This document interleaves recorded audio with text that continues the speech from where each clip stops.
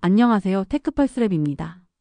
오늘은 2025년 9월 글로벌 경제 동향을 깊이 파헤쳐 보겠습니다. 미국의 고용 약세와 금리 인하 전망, 유럽의 신중한 통화 정책, 아시아의 무역 변화, 신흥시장의 도전과 기회까지 세계 경제의 최근 흐름을 하나씩 짚어볼게요.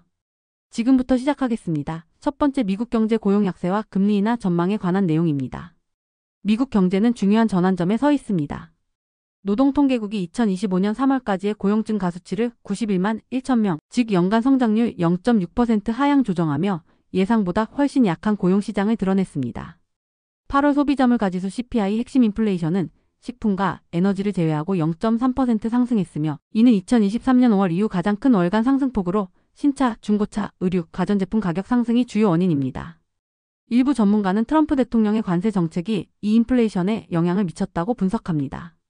이런 약한 고용과 안정된 인플레이션이 연방준비제도 패드의 금리 인하 필요성을 강화하며 9월 16일과 17일 회의에서 25베이시스 포인트인 0.25% 인하가 유력하지만 일부는 더 과감한 50베이시스 포인트 인하를 기대합니다. 이는 경제 성장을 지지하려는 연준의 전략적 선택입니다. 두 번째는 유럽 ECB의 신중함과 프랑스 경제위기입니다. 유럽중앙은행 ECB는 최근 회의에서 금리를 2%로 동결하며 추가 인하를 서두르지 않고 데이터 기반의 점진적 접근을 강조했습니다. 프랑스는 정치적 불안정으로 경제가 흔들리며 2025년 GDP 성장률 전망이 0.8%로 떨어져 유로존 평균 1.4%보다 낮아졌습니다. 정치 위기로 자산 매도가 늘고 차입 비용이 상승하며 프랑스 경제 회복이 어려워지고 있습니다. 반면 독일은 7월 산업 생산이 예상보다 큰 폭으로 반등하며 장기 침체에서 벗어날 가능성을 보여줍니다. ECB는 인플레이션 안정과 경제 회복 사이에서 균형을 잡으려는 신중한 정책을 유지하며 유럽 경제의 안정성을 지킬지 주목됩니다. 세 번째는 아시아 중국과 대만의 상반된 무역 흐름입니다. 아시아 경제는 대조적인 모습을 보입니다. 중국의 수출 성장률은 미중 무역 갈등으로 미국 수출이 감소하며 6개월 만에 최저치를 기록했지만 다른 시장으로의 판매 급증으로 8월 무역 흑자가 1천억 달러를 넘어 2025년 1.2조 달러 흑자를 전망합니다. 대만은 미국의 반도체 등 기술 수요로 8월 수출이 585억 달러를 달성하며 사상 최고 기록을 세웠습니다. 중국은 글로벌 무역에서 강세를 유지하지만 미국과의 갈등은 위험 요인이고 대만은 기술 수출로 경제 회복력을 보여줍니다. 네 번째, 신흥시장인 터키와 남아프리카의 도전입니다. 신흥시장에서도 주목할 소식이 있습니다. 터키는 인플레이션 억제를 우선하며 2025년 GDP 성장률 전망을 4%에서 3.3%로 2026년은 4.5%에서 3.8%로 하향 조정해 성장을 희생하고 있습니다. 남아프리카는 광업과 제조업 회복으로 2분기 경제 성장이 2년 만에 최고치를 기록했으며 특히 플래티넘, 금, 크롬 생산 증가로 광업 성장률이 3.7%에 달해 2021년 1분기 이후 최고 성과를 냈습니다. 남아프리카는 자원 기반 경제로 활력을 되찾고 있습니다. 다섯 번째, 글로벌 중앙은행은 신중과 과감 사이에서 줄타기 중입니다. 글로벌 중앙은행들은 복잡한 선택에 직면해 있습니다. 유럽 중앙은행, 칠레, 조지아, 세르비아, 우즈베키스탄은 금리를 동결하며 신중한 행보를 보이고 우크라이나는 전시 예산 지원을 위해 IMF에 손을 내밀며 금리를 유지합니다.